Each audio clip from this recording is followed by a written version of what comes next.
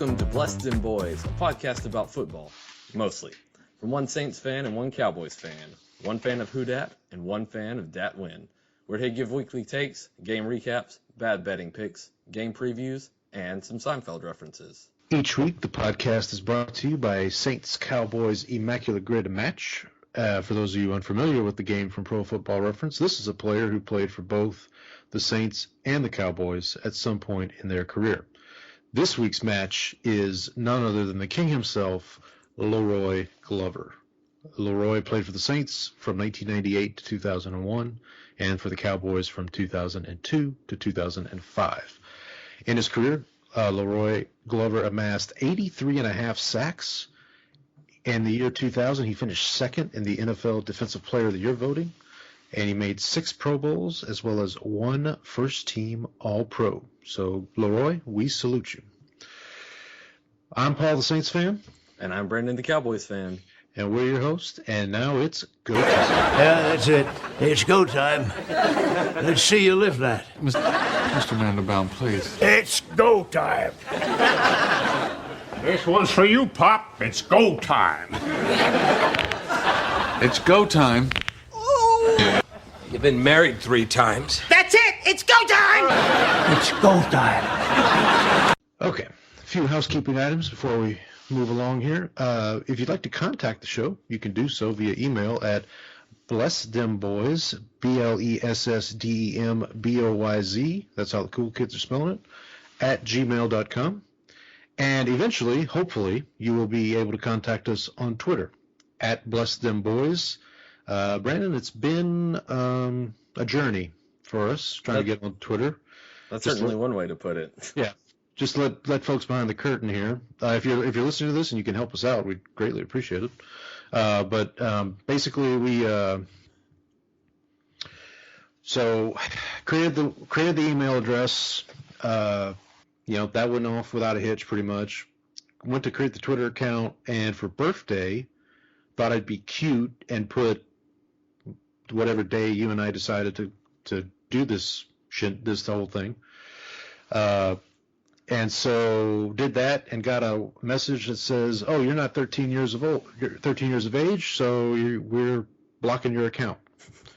Which, speaking as the father of a soon-to-be 13-year-old, I appreciate it. So Elon, don't get mad at me. I appreciate you. So anyway, resolved that issue. I had to send a picture of my ID to basically prove that I was not 13. I was older than 13. I can't believe that that the system didn't say, "Hey, I don't know, a newborn is somehow creating this account. Something seems up here." Well, that's technology for you. Couldn't quite crunch the numbers, Jerry.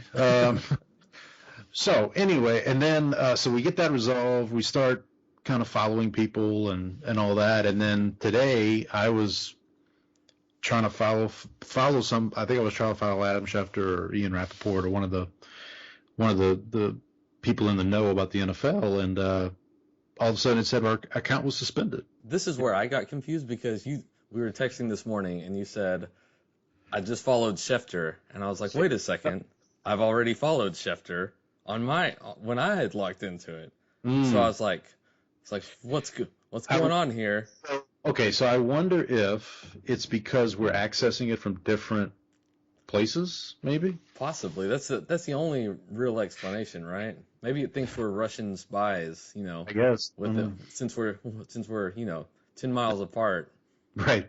So anyway, I've sent a couple emails to the support team, and I gave them my email address. I gave them the show's email address. So hopefully, at some point, you will be able to follow us at capital B Bless, capital D Dem, capital B Boys with a Z at the end. In the meantime, you can always follow myself at Paul Elliott. That's PAULELLIOTT _316. And you can follow Brandon at Ball from Grace. I need to up my game on my my Twitter handle. Your Twitter handle always makes me feel inferior in some ways. I don't know. I've had that. I started that when it was originally Ball from Graceland, but that was too long because I was talking about Memphis-related sports. That's right. I couldn't fit Ball from Graceland into the So I used ball from grace as like a ball from grace sort of pun. So it worked out. I think a lot of people thought my name was Grace when I first joined Twitter. So, so that led to a little bit of confusion, but it's been a good handle, and I've just stuck with it for the several years that I've been on Twitter at this point. Fair enough. Or I guess now we call it X. I don't know. Maybe. Right. All right. So we're gonna get into football here in a second. However, before we do that, here at Bless Them Boys, we can talk about other things. But enough about fish. I can discuss other things, architecture. But from a non-football perspective, I know you said last week that your kiddos were out of town for the week. So what you get into? So my original plan was to try to knock out a few episodes of season 2 of House of Dragon. That didn't materialize. I ended up getting lazy, so I just turned on reruns of The Office. So I'm currently in around the 6th season. I just saw Jim and Pam's wedding, and now Jim and Michael are co-managing. So that was really what I watched over the weekend, and then over the past couple of days we introduced the kids to Tom and Jerry, which has been a big hit. And then just last night we restarted Shogun. We tried to get it at some point. We watched the first episode, really enjoyed it, and then got sidetracked. I guess we got confused. Yeah, it must have got confused. Yeah, so So real quick on The Office, on the wedding episode, my favorite part of that episode, and one of my favorite parts in the entire series, is when Dwight kicks the girl in the face. When they're dancing down the aisle.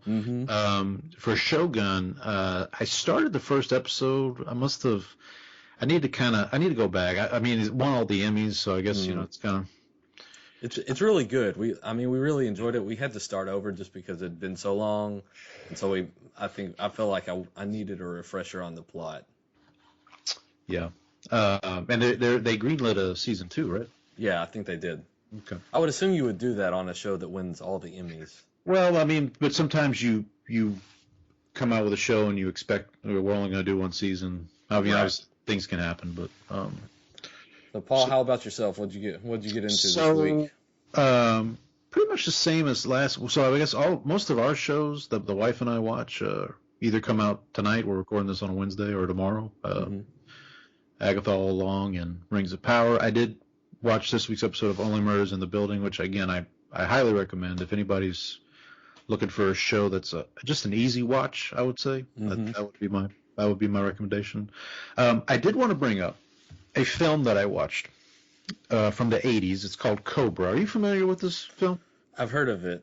Okay, so Cobra stars everyone's favorite Sylvester Stallone. And I was, as listeners know, you and I are both fans of Seinfeld. That's actually how we met, was through a Seinfeld podcast. Yeah, that's right. I was doing I think I did it was a kind of like March Madness style bracket for Seinfeld episodes. Yep. And then I did a similar one. By Twitter polls, I think. Yeah, by Twitter polls, yeah. But anyway, so if you're not familiar with the film Cobra, it came out, I believe, in '86, mid-'80s. He was right in the middle. Stallone was right in the middle of the Rockies. I think he had just done Rocky 2 or 3, and he was about to do Rocky 4. He was doing Rambo. He was doing all this stuff. And Cobra is basically like that same, like, kind of, it's this is typical, like, he's a cop who doesn't play by the rules and that kind of thing. But the reason I bring this up, I saw not one, not two, but at least 3 Seinfeld alums in this movie. So let me try. Are they big name characters? No. Well, no. Well, so one of them is definitely not. Okay. So one of them is a recurring character. Okay. The other 2 were in just one episode, and I guess so. One of them does very well, very well. Oh, gosh, now I'm drawing a blank. Very well. He's a little sloppy at times. Oh, Poppy. Poppy. Rennie Santoni is the actor's name. He basically plays Stallone's like right hand man, like he's kind of his sidekick. And then does he urinate on any couches? No, not in this one. No. Good to know. Yeah. Poppy peed on my sofa. Also, so the other two, one of them was in the very first episode. It's a female. Is it the fiance? No. Okay. Is it the waitress? The waitress, yes. Okay. Lee Garlington, who had to remember the difference between decaf and caffeinated. Like, yeah, she was like, decaf. Very hard work, George. She's in the movie, and then this was a real stretch. This is how I know I'm addicted to Seinfeld. So the movie starts. I won't spoil too much, but like the movie starts, and basically one of the first things you see is this guy walks into a grocery store and basically holds up the grocery store, and then they call in Cobra, Stallone's character, to take care of it. The guy who holds up the grocery store, if you remember the episode of Seinfeld, The English Patient, Kramer brings in guys that he thinks are Cuban, but they turn out to be Dominicans. That's why you got to get real Cubans. Right, you got to get real Cubans. So remember, and then at the very end of the episode, those Dominicans hijack the plane that Elaine is on. Mm-hmm. And if you remember, the leader says, "Now shut off that movie." Mm-hmm. Yes. That guy. Shut off the movie. That guy, the only one of them that actually talks. I think his name was I can't remember. Anyway, he is the guy who holds up the grocery store in Cobra, and you can probably imagine he doesn't last long. Is he trying to hijack it to Cuba? Yes, that's it. Yes, that's We're exactly taking this grocery store to Cuba. And shut off that movie. Poor Elaine didn't get to see sack lunch. Brutal. That's a shame. All right, let's talk about some football of the college variety. So what college games did you check out this week, Brandon? Friday evening I came home, ended up turning on the Miami game. Was it Miami, Virginia Tech? Yep. Just a kind of a real back and forth game. The ending was insane. Like, did you see this is peak, like, is it a catch? Oh, yeah. Okay, yeah, I remember this now. Yeah. Honestly, I don't think I feel like they got the call wrong. I feel like he had possession for long enough in the end zone that it should have counted. Like he held it, he landed, and then the defensive back kind of ripped it out. Yeah. So funny enough, I have a coworker who is a Green Bay Packers fan, and we were talking today about the Fail Mary. Do you remember that from I believe it was the 2012 season? They're playing in Seattle. This Wilson throws a Hail Mary. Is this the refs? Yep, the replacement refs game. Yeah. So it was in basically the exact same situation as this game, where there's a simultaneous catch type scenario. And so, yeah, I did see that. I think I texted you at one point, and I was like, "This Cam Ward guy's good." He is. Yeah. Still got some turnover, a little turnover prone at times, or puts the ball at risk a little bit. But he's good if you can kind of coach that out of him. He's got some upside. I will say, speaking of the Fail Mary, the one memory that I have of that, besides the like the whole debacle, but in the aftermath, was somebody posted it was a meme. It had Stevie Wonder, and it said, "Roses are black, violets are black, everything is black, touchdown Seahawks." And so that means it stuck with me. So anytime I think of that game and somebody brings it up, that's what I think of, is the everything is black, touchdown Seahawks. Can I share a quick Stevie Wonder? It's not a story, but it's so if you're familiar with Inside the NBA, yes. And so Shaquille O'Neal on Inside the NBA once told a story that he was in I think it was his apartment, like where he lives, his apartment complex, and he goes in the elevator, and he swears that while he's on the elevator, Stevie Wonder gets on the elevator, says, "What's up, Shaq?" Turns around, pushes the button, gets up to his floor, and leaves, and that was it. So this was around the time that like the whole Stevie ain't blind. He's actually not blind. So I always remember that. So, maybe he could do a better job than the replacement ref. Probably. I mean they were brutal. Maybe so. On Saturday, I ended up watching Kentucky Ole Miss, which I think you watched as well. I did. An incredible game, and just the thing about that was Kentucky basically just played the game at their pace. Yep. They like pulled Ole Miss down to their level. Like, we're gonna sit here, we're gonna run the ball, we're gonna muck things up, we're gonna make this ugly, and we're gonna beat you on our terms. And that's what they did. Like, Ole Miss couldn't sustain drives, so they couldn't run up the score on them. It's a classic. It was like a classic thing where, like, Ole Miss, it seems like every year they have that one game that they're supposed to win that they just, for whatever reason, they lose their mind. Yeah, they just lose it. Yeah. The other one I started to watch. We were at a friend's house, and I believe you texted me, Alabama still pretty good. So I checked the score. It was 28-0. So when we got home, put the kids to bed, I turned this on, and the score is still very ugly. And so I was like, I'm not missing anything. I'm going to bed. In fact, I did miss something. Yeah, you missed. You and I. So you and I both.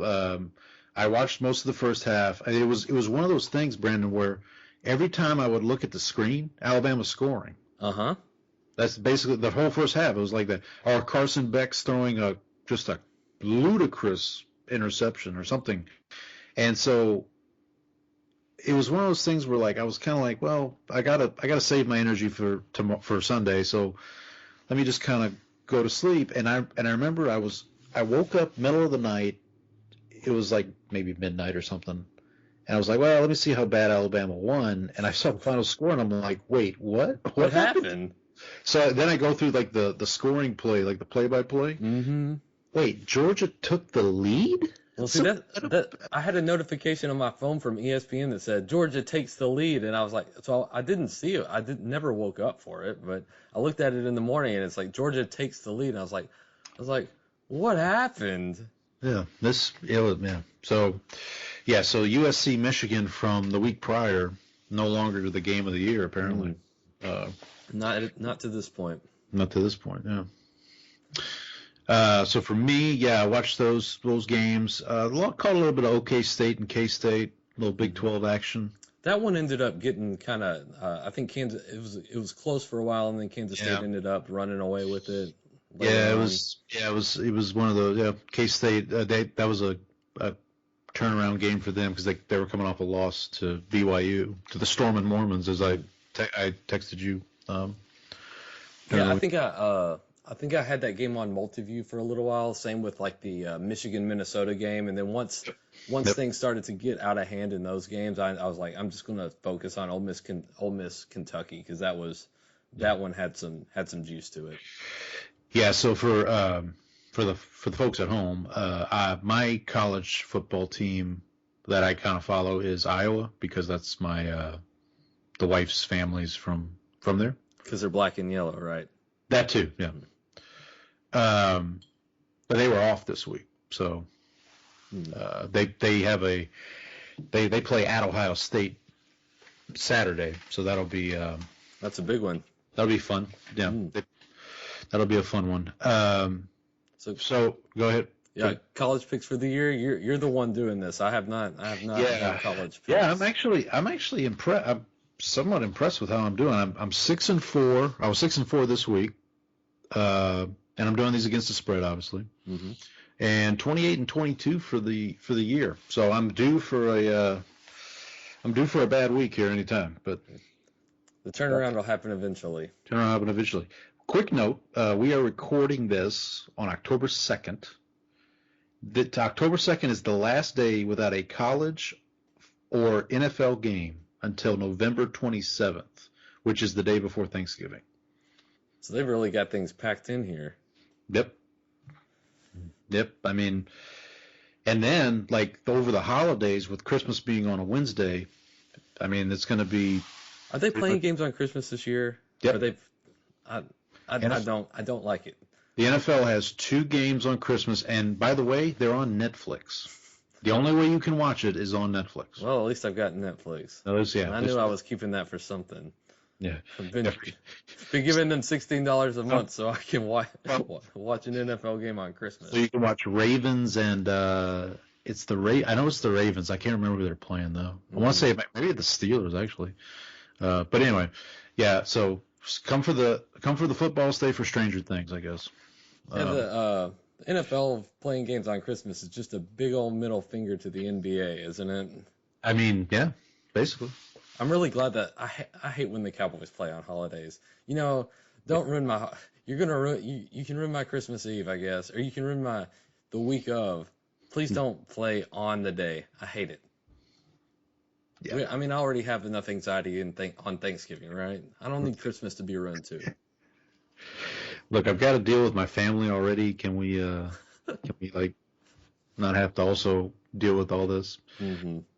All right, let's go into the main course here. I guess the NFL. We'll get to our weekly recap. So for me, sticking with the theme of my picks, 7-9 for the week, not great. 31-33 for the year now against the spread. However, straight up, 38-26. And this is picked before the year. You're not updating these for QB injuries or something. So I am not. So that turns out pretty good. And again, I'm due for a downturn. Now, in terms of locks and upsets, for the year, I'm 1-1 on both. 1-1 from my locks, 1-1 on my upsets. Last week I had Colts over Steelers. I told you. Mm-hmm. Good call. Felt like, and Flacco even got in the game. I was gonna say I think you mentioned like maybe Joe Flacco gets in there. And then I missed on Jets and Broncos. We'll talk more about the games a little bit here in a little bit. But Jets over Broncos was my lock, and that was a miss. So yeah, Jets over Broncos was actually a narrow escape for me. I'm sure we'll yeah. So I was 8-8 last week. So for the second straight week, I'm even Steven. I've not. Usually within the first month of the season, I've gotten one week where I'll go like 11-5, 10-6, or something like that, and usually offset it with the crash back down to earth week. But this year, my first week was awful, and then everything else it's been 7-9, 8-8. So not much. I'm gonna need to turn things around if I want to get back to 500. So I am 2-0 on upsets. I took the Bucks over the Eagles, which turned out to be a good call. I just man, we'll talk about it in a minute, but yeah, it looked about like the playoff game last year. Yeah. And so and then the lock, we talked about this before, and I texted you in the morning. I said, I'm going to stick with Chiefs over Chargers as my upset. I did end up switching to Chargers plus 7.5 on our picks against the spread. Yep. Just because, I thought Herbert could keep him close. Was feeling a little nervous about that game though, going into after. I mean, it was 10-0 pretty fast after he had Carson Steele fumble. Yep. Mahomes just an awful interception. Rashid then. I mean, we'll get into it, but that was just I was a little nervous, but crazy sequence. Yeah, they ended up pulling it out. So I am 2-0 on upsets and 2-0 on locks. Yep. Listen. My salute you, because when you texted me and said, you know what, I'll stick with the Chiefs even though Herbert's going to play, I was like, all right, like I'm giving you the out. But yeah, that worked. I mean, that actually worked out for me because my backup plan was to go Jets over Broncos. Right. So I really narrowly avoided defeat there. Speaking of narrowly avoiding defeat, let's go through the games last week. Thursday night, Cowboys 20, Giants 15. I'll let you cook here in a minute. We're gonna start a new thing on the show if we get to a game or get to a topic and we just have some grievances to air. We can always do that. I'm not airing this grievance on my behalf because we got the number. The number for us was 4.5 on the Giants, but for some folks, the number was 5.5. And Automatic Aubrey, as I called him, You put the Paul jinx on him. I did post facto actually because I fell asleep. Oh, that's right. You did. I missed the end of the game, and all I knew was he had kicked a 60-yarder, right? Mm-hmm. At one point. Yep. And so I was like, yeah, man, Automatic Aubrey. And then you said something like, not so much. And and then I turn on NFL Network or ESPN, and they're like, yeah, it was a minus 5.5 for the Cowboys, and Aubrey missed what was it, like a 30 or 40-yarder? It was 50. I mean, it was not a chip shot. Okay. But, yeah, people were a tad bit upset when he. That's the one kick he ends up missing over 50 yards.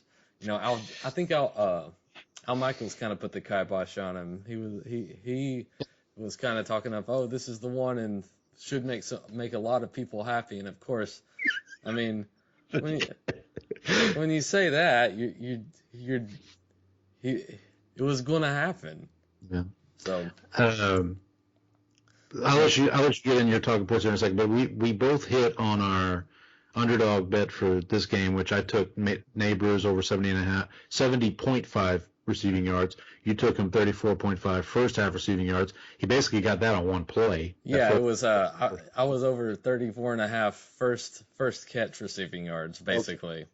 You doubled down on that? That was a parlay? Yeah, it was beautiful. Worked out perfectly. Yeah. I mean, the Giants really, their offense basically was just, I mean, once they figured out that they couldn't run, Singletary, the Cowboys actually started to hold up against the run this week. They only gave up like 26 rushing yards. Mozzie Smith kind of had a coming out party. Osa Odigizua bounced back. So they got some better play from their interior offensive line, which was really the problem coming into against the Saints and against the Ravens. Those guys were getting blown off the ball. The end of the Ravens game, Mozzie kind of started to turn things around, and he's carried that momentum forward. So you're really just hoping that they're continuing to build on that, and that as Zimmer continues to implement the defense, I mean, nobody played during the preseason. They don't play anybody.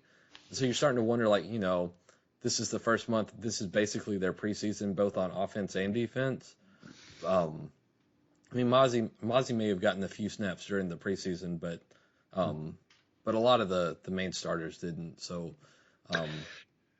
the Giants basically just turned their offense into let's basically throw short passes to Darius Slayton, who had like 30 targets, and then Malik Neighbors. So it was basically those two. Daniel Jones was basically just throwing to those two guys the whole entire game. Short passes. Darius Slayton was catching balls, short of the first down marker. If the Cowboys tackled better, that game probably doesn't even look. It probably isn't, probably isn't even a 5-point game just because the Giants went for it a couple of times. Donovan Wilson had Singletary basically 3 yards behind the line of scrimmage and couldn't tackle. So there's some improvements. Hunter Lupicki is starting to look like a real weapon. We'll talk about the losses that they have, but because now Brandon Cooks is out based on some problems. Apparently, the Cowboys let him get an injection from the guy who handled Tyrod Taylor's. I saw this today. Yeah. Yeah, so that's not looking good. You lose DeMarcus Lawrence for a few weeks. He's on IR, and then Parsons is probably out.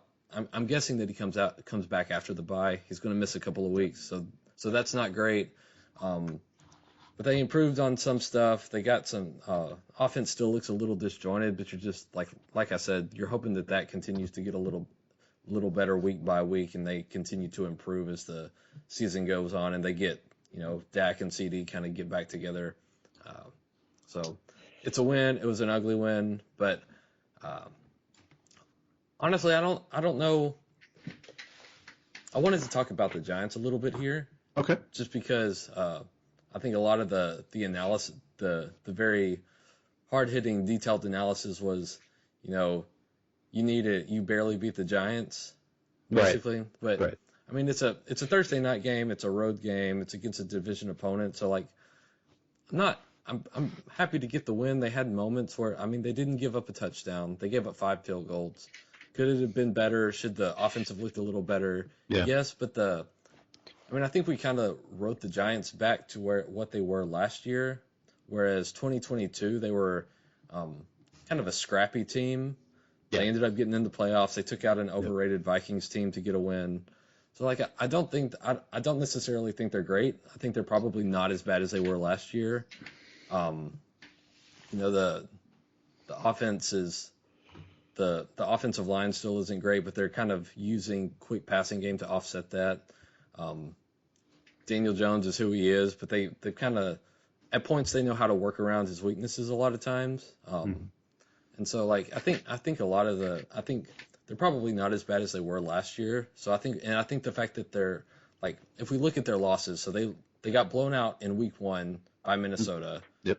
That loss doesn't look as bad right now. No. They lost to the Commanders in a game which they did not give up an offensive touchdown. Right. Or a touchdown at all, actually. Right. So they lost by 3 when they had no kicker. Jane Daniels is lighting everybody else on fire. Right. But they ended up, keeping the offense pretty contained. Right. So, I don't think they're and then they beat Cleveland, which Cleveland looks basically like a dumpster fire at this point. So I don't know how much you put into that win. But I don't think they're not Carolina, right? They're not. I mean, they're probably below average, but they're not a dumpster fire. Yeah, and that's what I was going to point to. I'm glad you went through their games there, because that's what I was going to point to there. Have you heard anything about Danny Dimes getting benched? I have not. I don't think I've seen it yet. I thought I saw on Friday, and it could have just been a random Twitter account that doesn't know anything, but I thought I saw something on Friday that said, Drew Lock's going to get the start against Seattle, which, it's a Drew Lock revenge game, so why not? Right. But I hadn't heard anything else since then. So I'm going to presume that Danny Dimes is going to be the starter on Sunday. One thing I did want to point out, though, because I was curious, you were talking about targets for the Giants. Neighbors had 15 targets, 12 catches, 115 yards, so obviously good. Mm-hmm. Wan'Dale Robinson had 14 targets. That's who I was thinking of. I said Darius Slayton. I meant Wan'Dale Robinson. And he had 11. He had 11 receptions. And then Slayton was the next highest targeted, and he had 5 targets. I was gonna say, what, do he have 3? Yeah, he had 5, and then they had 4 guys with 1 target: Tyrone Tracy Jr., Devin Singletary, Theo Johnson, and Jalen Hyatt. So basically, they built the entire offense out of targets to Neighbors and Wan'Dale Robinson. And Wan'Dale, yeah. And I mean, and to your point, Singletary running the ball 24 yards on the ground for Singletary. Yeah, it was. I mean, it was not the run game was not working for them. If you're in a 5-point game and Danny Dimes has 40 attempts, you're in trouble. That's not great. Not great, Bob. Not great, Bob. Speaking of not great, we're on to Sunday. Okay, so Paul, how you feeling? So, oh boy. So the Saints, if you haven't heard, the Saints were playing 2 opponents, the Falcons and themselves. So on this one, real quick, back on the Thursday night game, we both had the Giants with the plus 4.5. We both missed on that one. On this one, I had the Falcons minus 1.5. You had the Saints plus 1.5. So I got that one. You did hit on Bijan Robinson under 73.5 rushing yards, thanks to the Saints defense. By the way, he ended up on the injury report for a little bit this week, but it looks like he's going to play tomorrow against Tampa. So. Oh, okay. So just food for thought there. But getting back to this game, so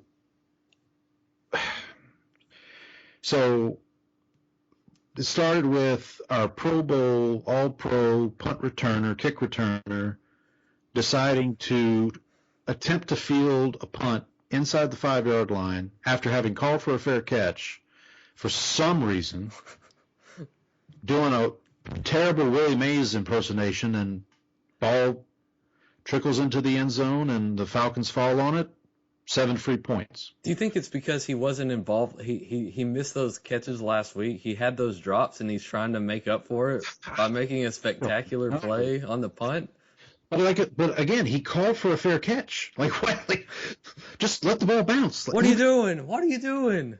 And then what makes it more frustrating is the Saints get the ball and immediately just go straight down the field and score 7. And they made it look relatively easy. And I mean, just getting whatever they want.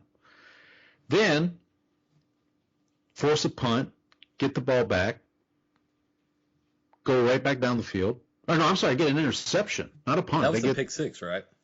No. This is the Falcons got a pick 6. I'll get to that in a second. Okay. On the Falcons' second possession, Paulson Adebo, who we'll bring up later also, gets an interception. The Saints turn that into 7 points on the other end. So it's 14. It's 14-0. Wait. Was it? No, 14-7. Sorry, 14-7. Okay. It should have been 14-0. Right. That's how. Then the Falcons end up kicking a field goal, so it's 14-10, and then Carr just made a Carr play. He's being Matthew Judon is tackling him, sacking him, and he just tries to throw it, and ball gets up in the air. Troy Anderson, who was all over the field for the Falcons, ended up getting injured later in the game, but he picks it out of the air, runs it in for a score. So now. So would you say Carr was channeling his inner Will Levis? Yeah, basically. I'm pulling this up because I want to get this right. I don't want to misspeak here. Well, it just seems like Carr is prone to that. He's like as good as he's looked at in certain moments, like he'll still like revert back to that. That's what I was going to say. So that's what I'm glad you brought me there. So then they they trade punts back and forth. They go to halftime. They trade field goals. The Saints turn it over on downs at one point, and then Carr, to his credit, leads the Saints down the field with 3.5 minutes left in the game. Score a touchdown with 1 minute. End up burning the clock. Score a touchdown with 1 minute left. And there was a sequence in there I want to talk about real quick. Mm-hmm. I don't know if you saw this. So they get there's a 3rd and 2. They get a pass to Olave, to your guy Olave, and he gets all the way down to the 1. Okay? So it's still at the 1. They run a quarterback sneak twice. That doesn't work. But here's the thing, and I thought this when I watched the game, and I saw other people on Twitter who had the same thought. The thought being that they were trying to run out the clock, but they didn't want to take a knee. Okay. Yeah, because then you're going backwards, right? You don't want to lose yardage. Uh-huh. But you don't want to score too quick because you don't want to give, Because here's the thing. If you watch Carr on the play, he kind of just like he takes the ball and he just kind of like he doesn't. I'm not saying he wasn't trying to score, but like he's not like overexerting himself. Mm-hmm. It's not a tush push, right? It's more. It seems like he was more focused on let me just not fumble. Let me just make sure the ball's secure. Because then on 3rd down they run a play with Kamara that works like gangbusters, and he scores. He scores with a minute left. Atlanta gets the ball back. Do they just take it at the 30? Is it a touchback? It's a touchback. Atlanta gets it at the 30. The Saints get them to 2nd and 10 because there was a false start penalty. So it's 2nd and 10. There's 29 seconds left. Cousins goes to Darnell Mooney, who was really the only receiver that was doing much of anything for the Falcons. Darnell Mooney, star of my fantasy team. There you go.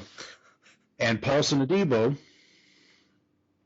pass interference, that basically puts the Falcons in field goal territory because Koo de Grâce, their kicker, and here's the thing. I think we talked about this via text. When he was lining up for this 58-yard field goal, thinking, oh, the game's over. And I'm like, wait a minute. This is 58 yards. This is not like 28 yards. It's gotten to, I think NFL kickers have gotten better. These are not your dad's kickers where 50 yards is, where Justin Tucker's hitting from 50 yards and he's a legend. If kids have legs these days. Well, this is the thing, like, after the pass interference, so here's the thing. So they get the pass interference, that puts the ball at the New Orleans 40. They then throw 3 deep passes. Uh-huh. So it's like they weren't even trying to get more yardage. Like they weren't even trying to like do under routes or anything like that to. Did they have any timeouts? No, Okay. I don't. I think no, they did not. Well, Okay. that was the other thing. Going back to the QB sneak, because Atlanta was using their timeouts. Mm-hmm. So again, You're trying to make them use those. right.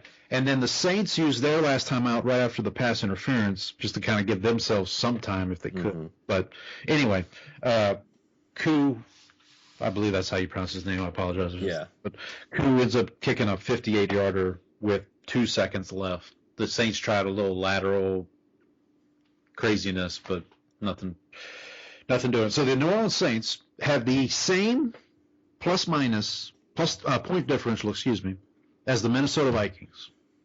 The Saints are 2-2. The Vikings are 4-0. That's where we are, boys and girls. Taysom Hill's injured again. He scores 2 touchdowns. And here's the thing. You could tell the difference. I mean, when he's in the game, it's a completely different offense. My biggest thing with Kubiak right now, and with Allen too on the defensive side, it feels like the Saints are prepared when the game starts. Mm-hmm. They feel very prepared. They've got it buttoned up. But then as the game goes on, the adjustments are not there. Like it feels like, and look, I get it. 2 weeks in a row, you lose Eric McCoy against Philly. You lose Taysom Hill in this game. It's hard. I understand it. I'm not saying it's easy, but like, it just feels like those adjustments are not there. Yeah, I could tell, like, especially in the Cowboys game, they only scored like 7 or 10 points in the second half. You could tell, man, they just run out of ideas in that game. Yeah. So all that to say, they're 2-2. The Falcons are now 2-2 also. Obviously a big game tomorrow night, Falcons-Bucks, we'll talk about in a little bit. But I will say, though, and I think I told you this via text, is if Taysom Hill is the linchpin of your offense, you might need some more. You might need to start incorporating some more ideas. I don't disagree. I think, but again, I want to say this about Carr, because you brought it up a little bit too. 2 weeks in a row, Derek Carr has led go-ahead scoring drives, and the defense has let him down. That's surprising too, just because of how good the defense is. I agree. Don't get me wrong. I agree. Carl Granderson, we talked about this last week, and I said I felt like the Saints pass rush was due for a big game. Mm-hmm. Nope. Nothing.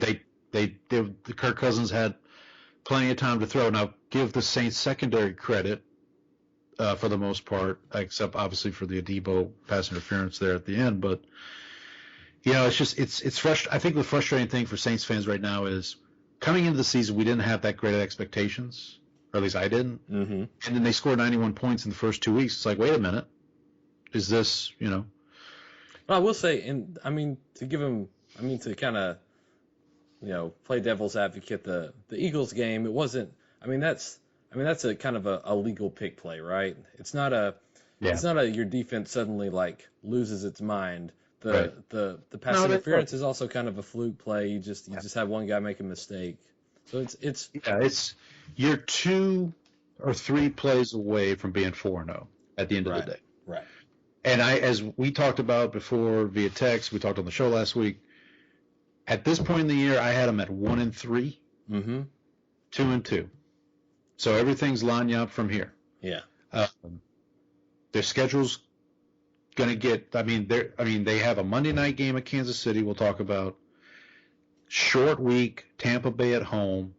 Short week again, Denver at home. Well, that's the Sean Payton Bowl. The Sean Payton game. Sean Payton coming back. And then they have kind of a mini bye, I guess, when you go Thursday to Sunday, and they play. I think that's the Chargers. I think they're going to L.A. Is their game after that. But all that to say, look, I'm kind of resigning myself a little bit. You'll kind of, I think you'll see that when I make my pick here in a little bit for the game on Monday. But let's move along here. Vikings 31, Packers 29. I texted you at halftime of this game. I said I think Sam Darnold's the MVP of the league. Right. Second half, Not so much. Sam Darnold, of old, I guess, came back to rear his ugly head. Jordan Love played. Jordan Love played a pretty good game. I mean, the funny thing was, I don't know if you saw this pregame, he walked into the stadium wearing a Brett Favre jersey. I saw that. He also looked like Brett Favre with a couple of those passes, right? Stat line looked like Brett Favre for sure. Yeah, and you're going to probably, I mean, he's still only in his second year starting. You're playing against the Flores defense. You kind of expect some of that to happen, right? I was kind of surprised, given they're playing Flores, who blitz coming off the bus, that they started him. Like, I get it's the Vikings. I get it's a division game, and obviously they thought he was healthy enough. But like, what's the harm in? And look, I mean, he brought him back in the second half. I mean, they outscored him 29-3 in the second half, or no, 22-3 in the fourth quarter there. So I mean, what do I know? But I mean, I guess they just thought that knee injury wasn't as bad as it originally looked, right? And then just I guess the worry they had was that, you know, we don't want to fall behind, you know, what are they 2-2 now? They're So weird stat of the year. Malik Willis is 2-0. Jordan Love is 0-2. Yeah, and so like I guess they're technically like 2.5 games back now because Minnesota's 2-0, but they also have the tiebreaker now. Or they're 2 games up. They're 4-0 compared to 2-2, and they've got the tiebreaker. Yeah, I think the Packers will be okay. That division's That's weird. brutal, right? It's brutal, but it's weird. Yeah, we'll talk about this because we're going to rank the divisions here in a little bit, but I feel like that division, it's hard to tell because we talked about the Vikings last week. We think they're for real. I still think Darnold's an MVP candidate so far. I mean, I know if they keep rolling like this, then he'll definitely get some votes. I don't know if he'll win it, just depending on it'll depend on what everyone else does too, right? Right. Like but he's kind of the Geno Smith, I guess, of this year, where it's like he's coming out of nowhere. But I will say for myself, moving forward, I now have 2 Packers receivers on my fantasy team. I picked up Dontravian Wicks today. I already had Jaden Reed, so. Yeah, I've had him on my bench for most of the season, but the team that I have him on, I'm pretty deep, and so like he was kind of a luxury. Yeah. So I'm in the league I'm in is 12 teams. So like you have to kind of sift through the waiver wire. But yeah. All right, I'm looking at current MVP odds, and it looks like right now.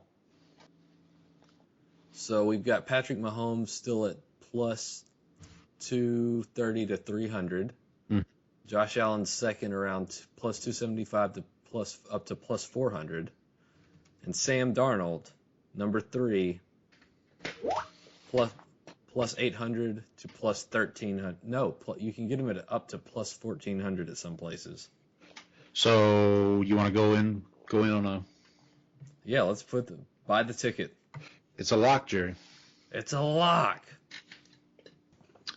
All right, moving on here. We talked about this game a little bit earlier, but Bucks 33, Eagles 16. How's Sirianni doing? Is he going to get? I mean, they're on a bye this week. Is he going to be back after the bye? I think he'll be back after the bye, but if he doesn't get things turned around, then it seems pretty obvious that this is the last year on the job if he doesn't get things turned around. I mean, the I mean, they've lost since they had that hot start last year. And I don't know if you saw, but like a lot of people, and I myself included, was you could kind of tell that they were having to come from behind a lot of games.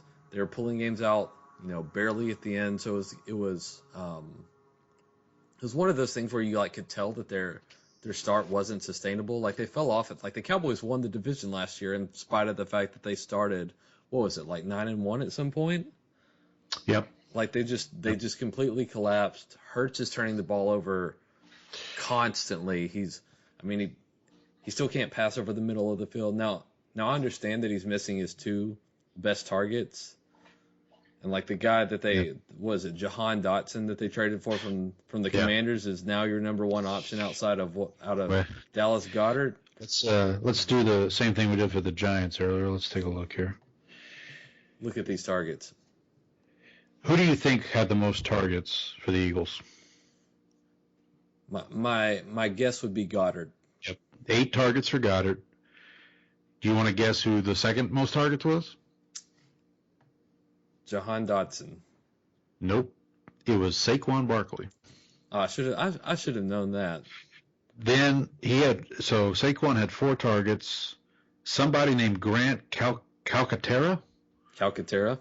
He had 2 targets. Paris Campbell, I think they drafted him out of Ohio State. No, he had former Colt. Former Colt, yep. He had 4 targets. Jahan Dotson had 4 targets. Oh, John Ross? John Ross. That John Ross?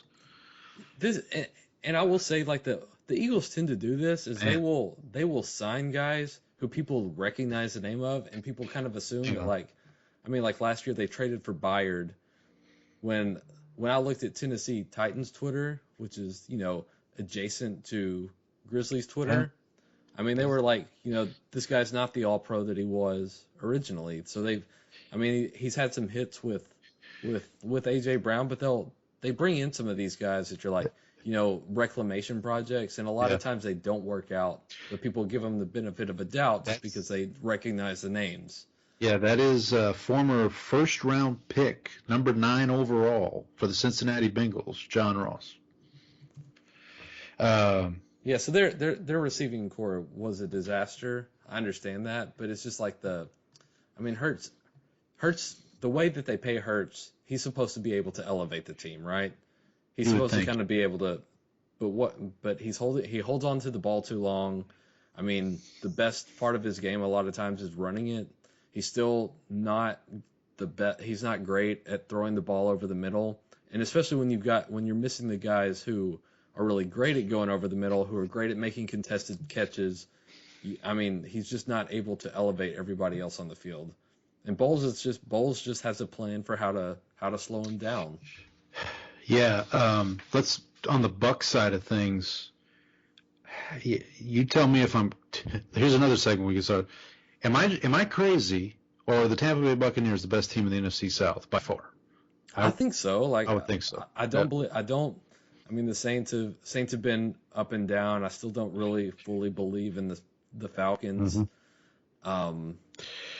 The Panthers are not in the conversation. Well, hey, do not discount the Red Rifle on this show. Okay, that's true. Former Cowboys and Saints legends. Right. But what I'll say about the Bucs in the next 2 weeks, obviously tomorrow night they play Atlanta, and then they play the Saints a week from Sunday. They have a chance to really put a stranglehold on the division, and also maybe creep into that number 1 seed discussion.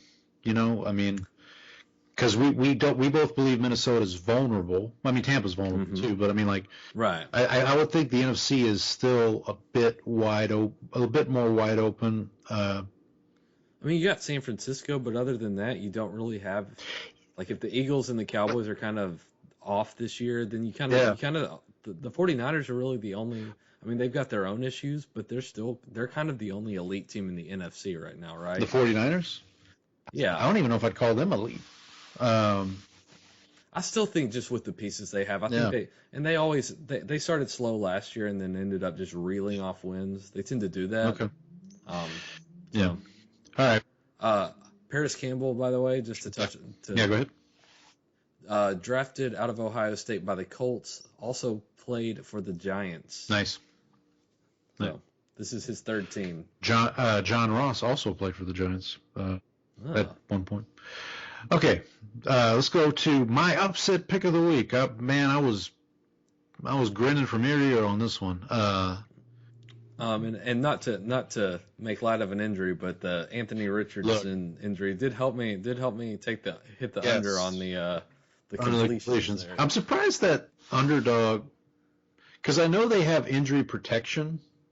Mm-hmm. But I'm surprised it doesn't work the other way, where like if you do like on that kind of case, they're not like, hey, you know. I think that's a help you out. They're trying to play the good guy there. So that one worked out for me. Yeah. Now, I didn't mention this, but on Eagles Bucks, we both had the Bucks, so we both hit that one. Vikings Packers, I had the Packers, you had the Vikings, so you hit on that one. I did. On this one, I had the Colts. That was my upset pick, so I hit. You had the Steelers. 27-24 was the final. Are the Colts a playoff team with Flacco? I'm not there. Their run defense is really bad. I watched the Texans Colts game to open the season. The Texans just basically ran it down their throat. Yeah. It looked like the Ravens against the Cowboys at one point. But the Texans have not been able to sustain that, so it leads me to believe that the Colts just aren't. Yeah. What I'll say is I believe the Colts have been without and are still without DeForest Buckner. Mm-hmm. So I believe, is going to come back at some point this season, and that'll give them a boost. And on that end, I almost went really, am I crazy, and say, could the Colts contend for the division with Flacco? I mean, the division is a little underwhelming at this point, right? That's the point. That's so yeah. That lost in the Steelers losing this game. Justin Fields played his best game, I think of this. Yeah, I think you're right. So, yeah, he's not. I mean, he let 3 straight touchdown drives. He had a fumble in the third quarter, and then followed that up with 3 straight touchdown drives. So it's funny what a guy can do once he has a competent offensive line and isn't running for his life all the time. Yeah, we'll get to that in a little bit here. On to I guess the shocker of the week: Broncos 10, Jets 9. We both had the Broncos, so that worked out for us. I think my favorite stat of this was that Bo Nix at one point had -9 yards passing, which is a golf score. Yeah. He was the leader in the clubhouse at Augusta, but unfortunately, yeah. I mean, he still led the team to a win. I mean, the Broncos defense is doing a lot of work. Shout out to Vance Joseph, former Cardinals coach. Yes. Yeah. So I will say, on this, I know you had the over on Garrett Wilson receiving yards. Yeah. So after we got off the call, I think the next day I was listening to a fantasy football podcast, and they said they read through the stats about Garrett Wilson's or it was receivers who had been covered by Patrick Surtain, and it was ugly. And so I was like, I'm just going to hop on here and take the under. Yep. So I paired that with So I took Nico Collins over 78.5. I took Chuba Hubbard over 2.5 receptions, which he only got on the last drive of the game. And then I took the Garrett Wilson under. And by the time I got the line, it had gone down to 55.5. Wow. And so I still took the under. So I ended up cashing that just based on Patrick Surtain, basically. So I did take that in consideration, but I kind of thought Rodgers would still kind of force feed Wilson. But then when I woke up Sunday morning and saw what the weather was like in New Jersey for the game, it's like it was ugly. Yeah, this is going to be bad. For the Broncos, real quick, look, you know how I feel about Sean Payton. I think he's going to have them in the hunt here. I mean, that defense is nasty. The defense is good. I mean, it's probably one of the better defenses Payton's had in his career. I mean, the Saints defense is always, at least, the last couple of years when Allen was the D coordinator, they were pretty good. But the Jets, I texted you this at some point during the week. sneaky first head coach to be fired, Robert Saleh? I think it would have to. I think the wheels would have to fall off. I mean, you look at the games that they've lost so far. It's been like the offensive side of the ball. Yep. They held Bo Nix in check for a while. They lost to the 49ers. Yeah. So I think it would take the wheels really falling off for that to happen. We may talk more about that here in a little bit when we get to this week's games. Moving on. Texans 24, Jaguars 20. I think I mentioned this to you at some point. I almost picked the Jags as an upset pick here because this just felt like a game the Texans. We talked about this with.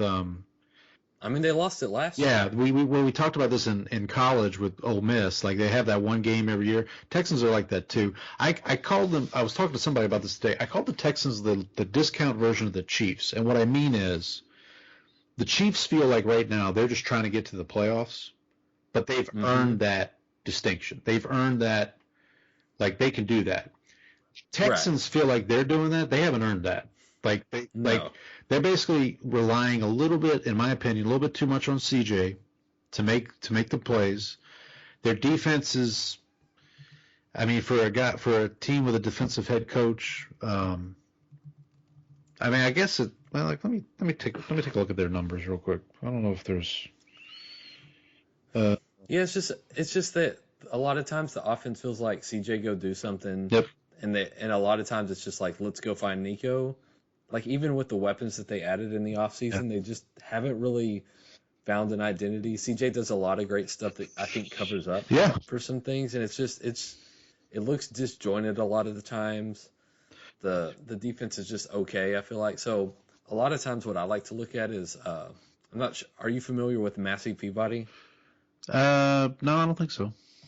So they're basically they built a system to kind of like grade. They have a point system, like power ratings that they use for. It was originally they used for like gambling, but they now publish their numbers on a website. So I was kind of looking at it. And I looked at. I was like, I'm kind of curious to what the Texans look like, and so they actually have them as a minus 1.91 or 1. So basically, 2 points worse than an average team. Okay. So which is, just based on the offense, the defense, and where they are, they're still below average. So they actually have the Jaguars rated at minus 1.5. So the Jaguars overall as a higher rated team. So like, it's just, like I said, they look disjointed. They haven't. People, I think they were kind of darlings just because Stroud had such a good offensive season last year, and so you just always everyone kind of like the weapons that they added.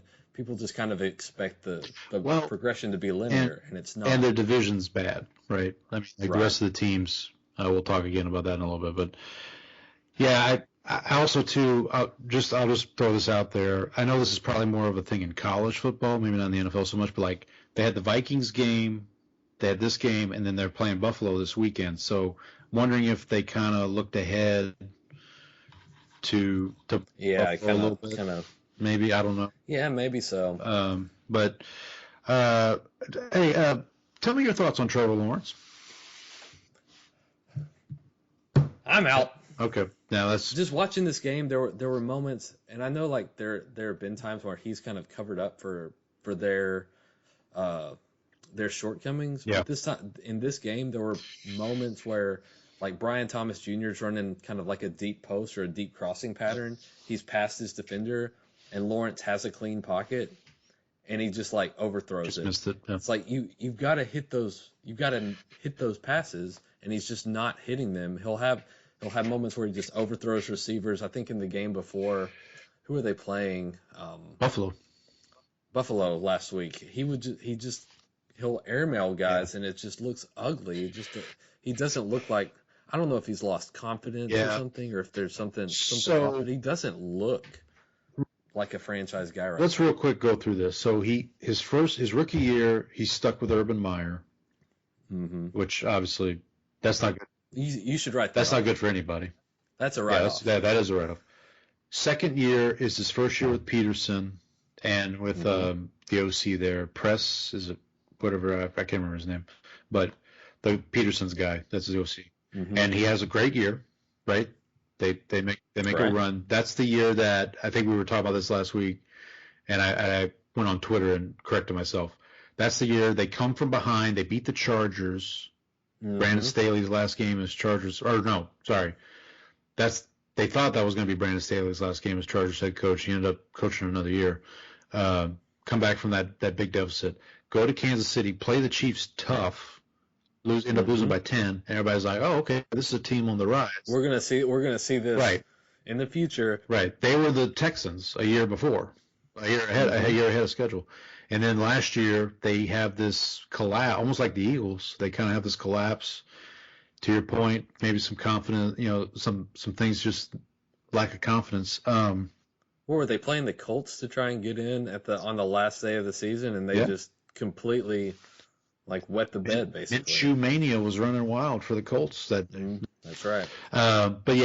So I had the Texans, you had the Jags. The points hit there for you. Bengals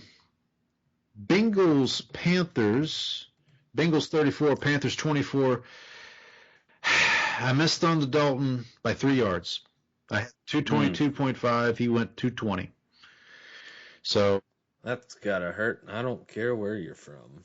Man, we both had the Panthers plus 4.5, and that missed also. I still think the Panthers are better off with Dalton. Yeah, they're at least like a competent team. Like they're not good, but they're like at least you're going to give teams a fight. No. The Bengals defense is also just a nightmare. Yeah, 2 weeks in, and we'll talk about their game coming up this week. What I had for the Bengals is they're fine for now.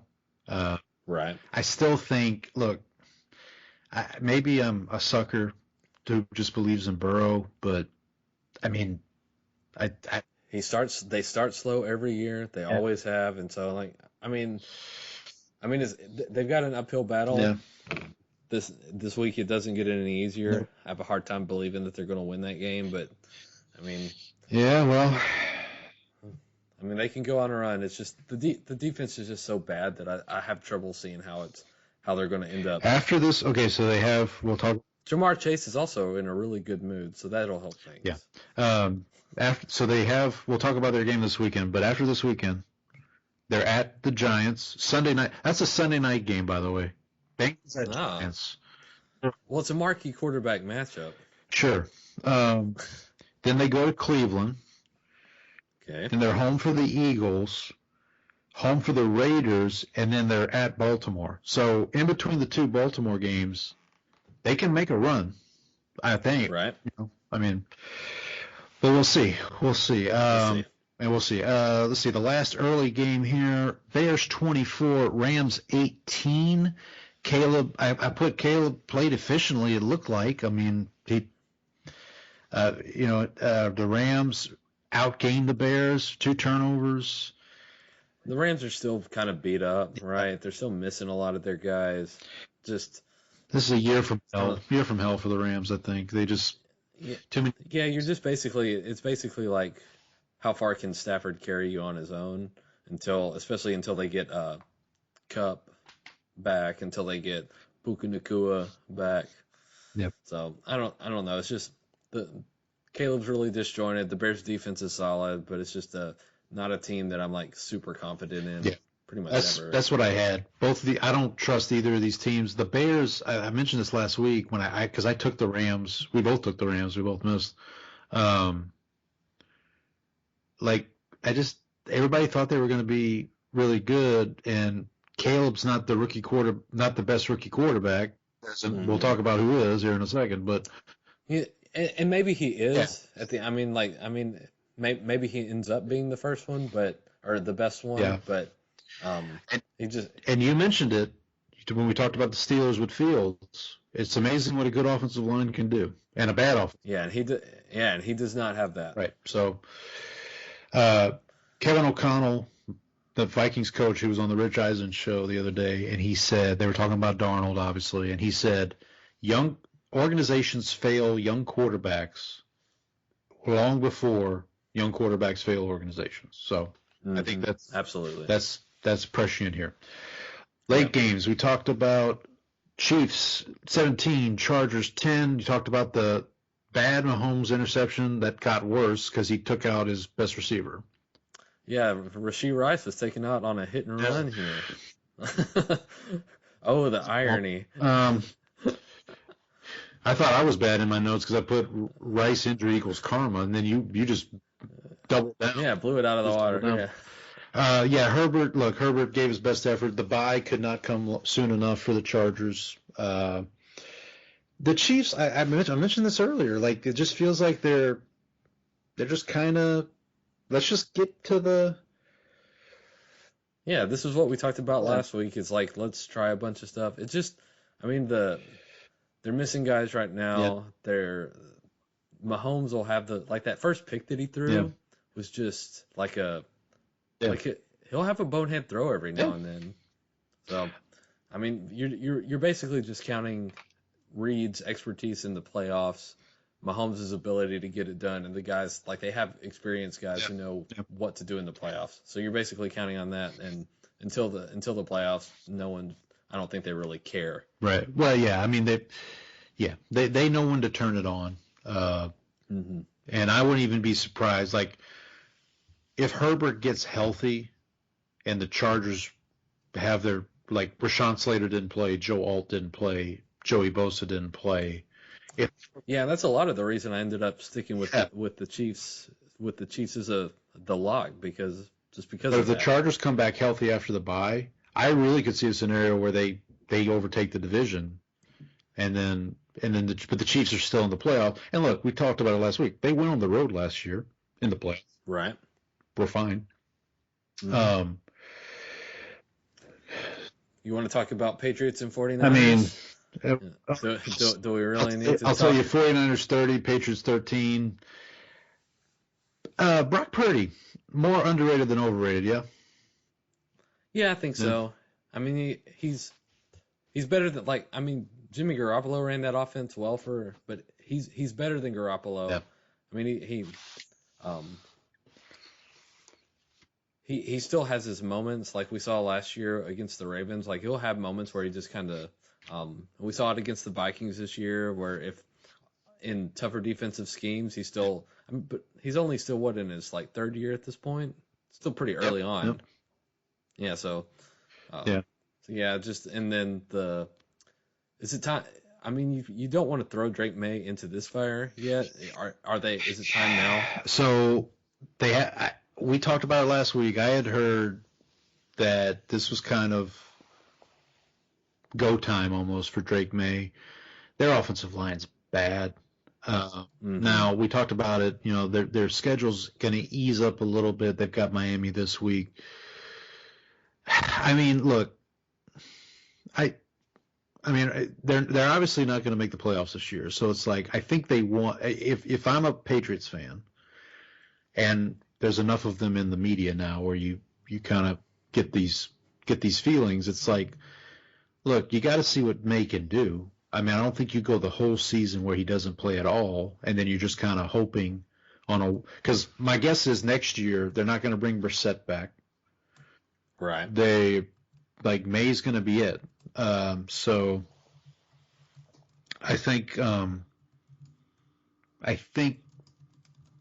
May will play. It's just a matter of when at this point. And then also too, Brissett.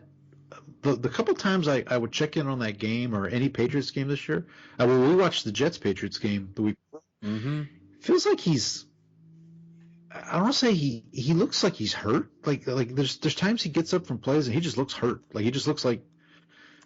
I mean, getting hit every other play will do that to you.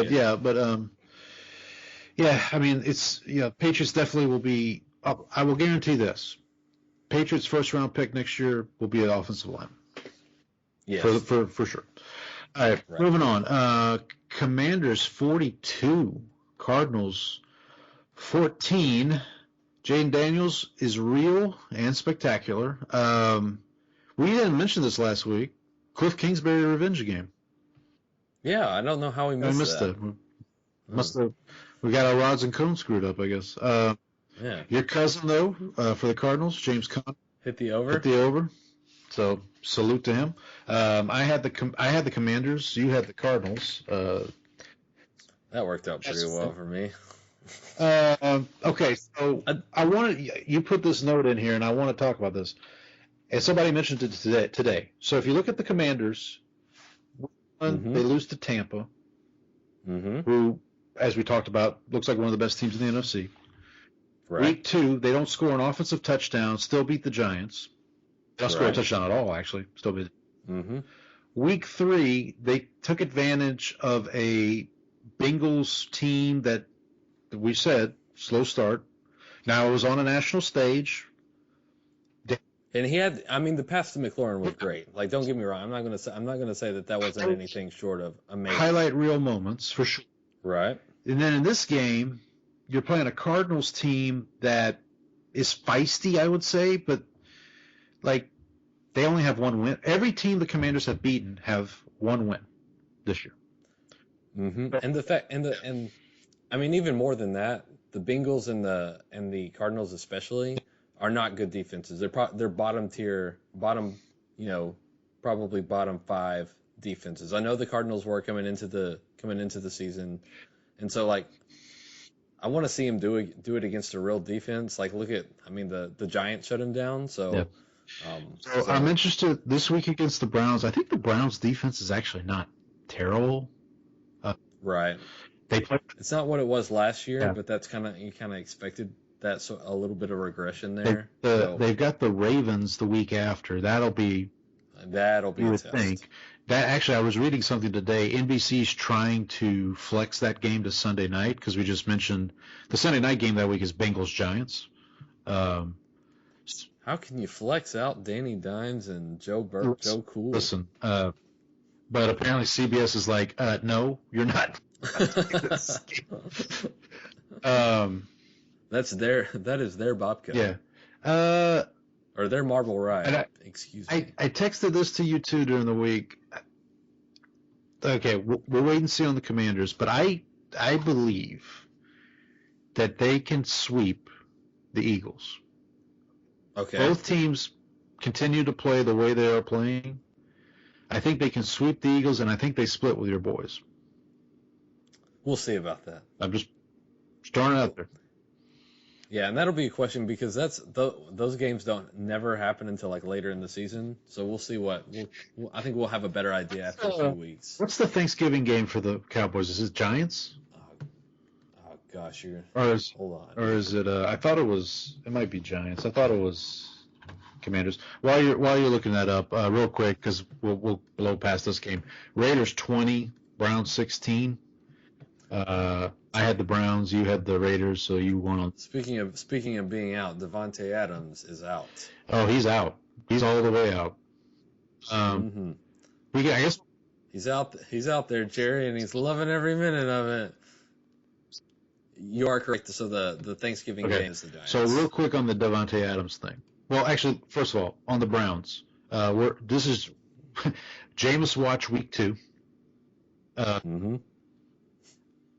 On the Devontae Adams thing, if you had to place a wager of money that is significant to you, where do you think he ends up? I have a hard time saying anyone but the Jets. I do as well. Now, I think the Chiefs should make the Raiders say no. I think you're right. They need to make an offer, but you're trading them within the division. But here's the thing. Well, okay, if you're the Raiders, you probably think you have an outside chance of making the playoffs, I would guess. Right. So you can get a surcharge because you're going in division. If you're the Chiefs, how many chances do you get to win 3 straight Super Bowls? Not very many, I would think. I mean, again, I'm not saying that the Raiders would do it, but I definitely think the Chiefs should at least make them say no. Another team that might be interested in Devontae Adams, that's the Buffalo Bills. They ran into so again, I kind of called this last week. This was, and I probably didn't articulate it well, but what I was trying to say was this felt like a game that the Ravens were just set up for a big win, and that's what happened. Well, you did have the Saints comparison work out for you pretty well. But I just, like I said, it just felt like they're going to Baltimore. Baltimore's starting off slow. They had that bad loss against the Raiders, and man, Derrick Henry, whew.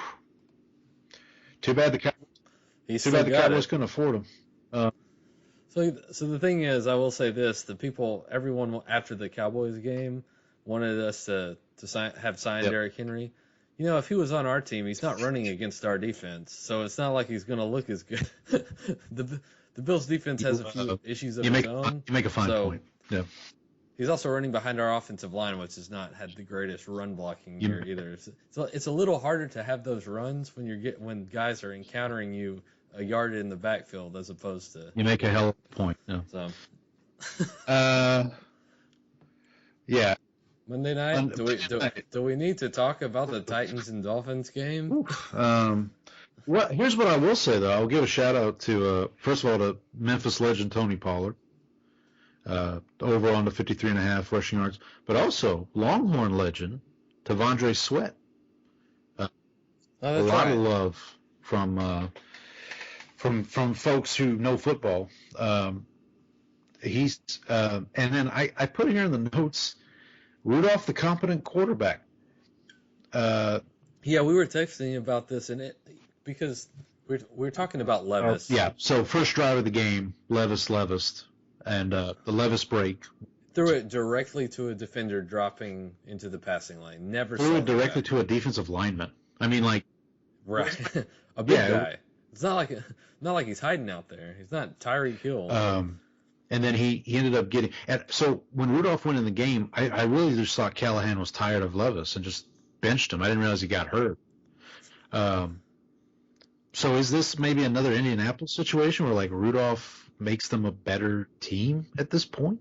Like, or at least. I mean, anytime you gotta. I know there. I think you still have to stick with Levis if he's healthy, just because you need to figure out, can I get anything out of him? Is he a complete bust, or is something salvageable here with any? But let me say, just like any time Mason Rudolph comes in and your offense suddenly looks confident, that is not a good sign. This does not bode well for your offensive prospects with your other quarterback. That's not good for anybody. But here's the thing with the Titans. They have DeAndre Hopkins. They have Calvin Ridley. Mm-hmm. They have Tony Pollard. Mm-hmm. They have Ty Spears. Mm-hmm. Their offensive line is pretty good. Like they have, like J.C. Latham was a first-round pick. Peter Skoronski was. They were opening holes against Miami's defense left and right on Monday. Well, yeah, I think they're going to be. I'm going to keep an eye on them moving forward. I don't. Them and Indianapolis are both intriguing teams to me for kind of the same reason. That they both have backup quarterbacks that may end up being better than what they've got at right now. Starting. But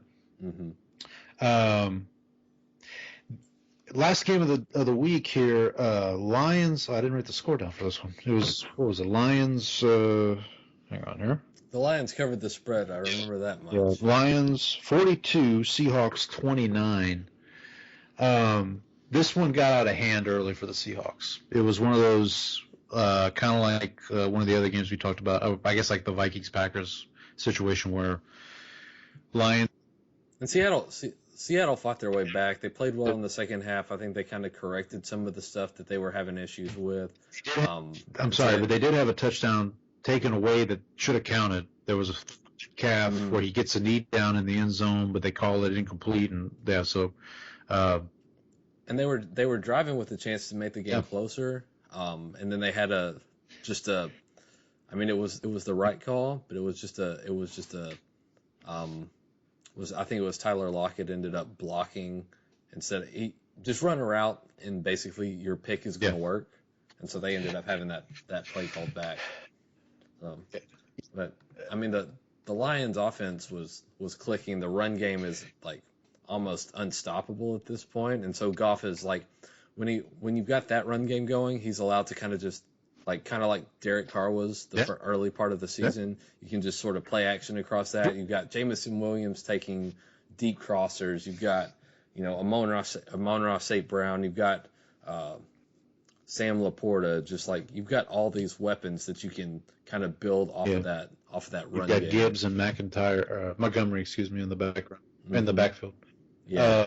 What I'll say about the Lions real quick, when they showed Goff's stats at the beginning of the game, I was like, ooh, these are not good. Like he had they've had some rough moments to kind of. And then much like Dan Campbell, I was not aware that Goff was 18 of 18. I woke up the next morning and I was like, okay, Lions won.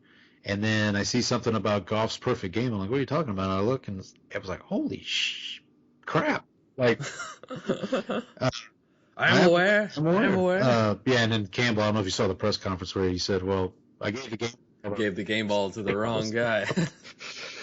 So, yeah, look, the Lions, I think, we talked about the NFC being kind of wide open, 49ers being like the cream of the crop. I think the Lions, when they play to their capability, can be in that conversation. Right.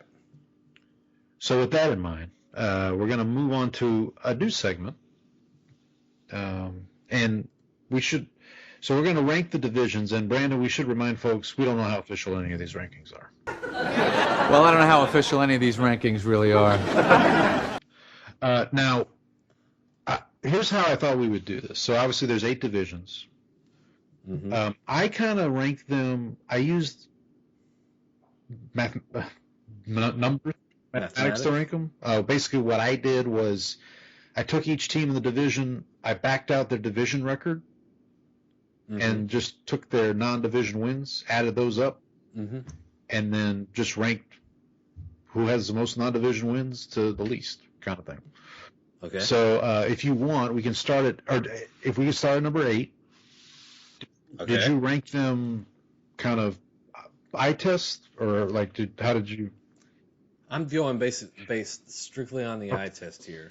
So how about this? How about I'll give you mine first, and then if when we get to a division, the first time we get to a division, we'll just talk about them then, and then we'll go from there. So number 8 for me, 4 non-division wins. It's the AFC South. Okay. Are they your number 8? Yeah, I think I have them. I have them slightly below the NFC South. Kind of like went back and forth on that just because of I think the Bucs are probably better than we give them credit for. But you're right that I think the ceiling in that division is the Texans, and even they just haven't looked particularly impressive at this point.